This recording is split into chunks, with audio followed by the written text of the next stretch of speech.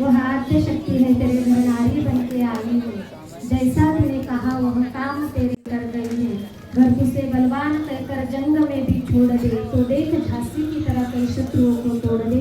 असा नारीचा सन्मान करणारे वंदनीय राष्ट्रसंत श्री तुकडोजी महाराज, विदर्भाच्या भूमीतीलच या विदर्भाला महान ठरवणारे विदर्भरत्न वैराग्यमूर्ती श्री संत गाडगे महाराज, विद्या नाही ज्ञान नाही ती घेण्याची गोडी नाही तयास मानव म्हणावे का, असा बुद्धिवान सवाल करणाऱ्या शिक्षणाच्या प्रणेत्या क्रांतिज्योती सावित्रीबाई फुले, ज्या घरात स्त्री नसेल त्या घराचे सुद्धा स्मशान होईल अशा आपल्या स्त्री पुरुष लेखातून सांगणाऱ्या ताराबाई शिंदे, शिवबा तुम्ही आयत्या पिठावर रेगोट्या मारायला जन्माला येऊ नका, तुम्हाला स्वतःच्या मनगटाच्या जोरावरती स्वराज्य निर्माण करावं लागेल अशा संस्कार करणाऱ्या स्वराज्य प्रणेत्या राष्ट्रमाता राजमाता जिजाऊ मासाहेब आणि विचारपीठावर उपस्थित सर्वच आदरणीय मंडळी, विचारपीठासमोर उपस्थित असलेली सर्व पाहुणे मंडळी, पालक वर्ग व या शिबिरातील सर्व शिबिरार्थी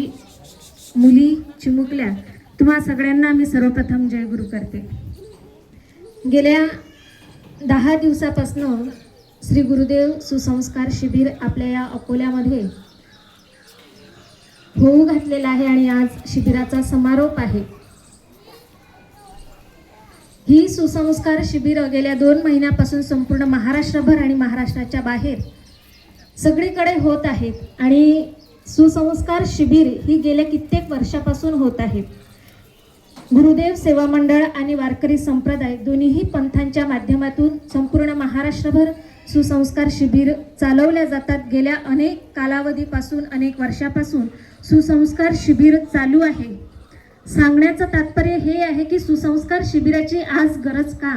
आज आपण 21व्या शतकामध्ये विज्ञान युगामध्ये जीवन जगत आहोत, तरी सुद्धा माणसाने खूप प्रगती केलेली आहे।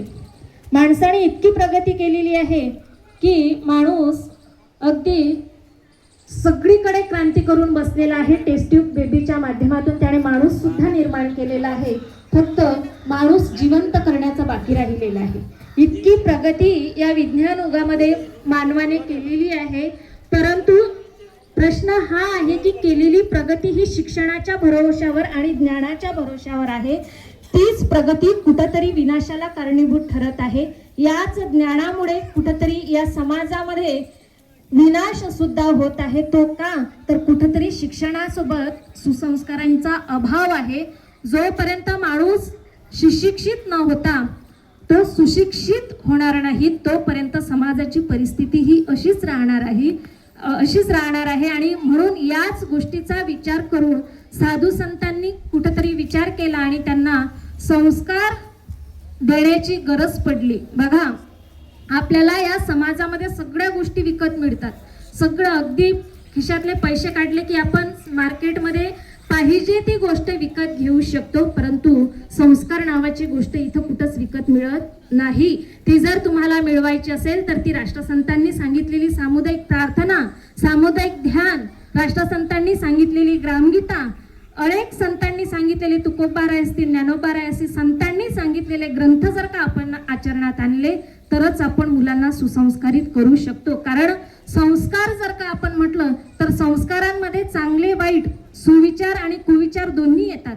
कुसंस्कार आणि सुसंस्कार, म्हणून आपल्याला सुसंस्काराची गरज आहे आणि ते सुसंस्कार आत्मसात करण्यासाठी कुठेतरी आज बाहेर जाण्याची गरज पडत आहे। म्हणूनच या संस्कार शिबिरांची खरी गरज आज आहे। का? कारण आज कुठेतरी आई-वडील संस्कार द्यायला कमी पडत आहेत। आपण मुलांसमोर वागत असताना, मुलांसमोर वावरत असताना आपण नेमकं कसं वावरलं पाहिजे, कसं वागलं पाहिजे, आपण मुलगा चांगला घडला पाहिजे, चांगला झाला पाहिजे, या गोष्टीवरती भर देत असतो। आपल्या मनामध्ये ती इच्छा असते की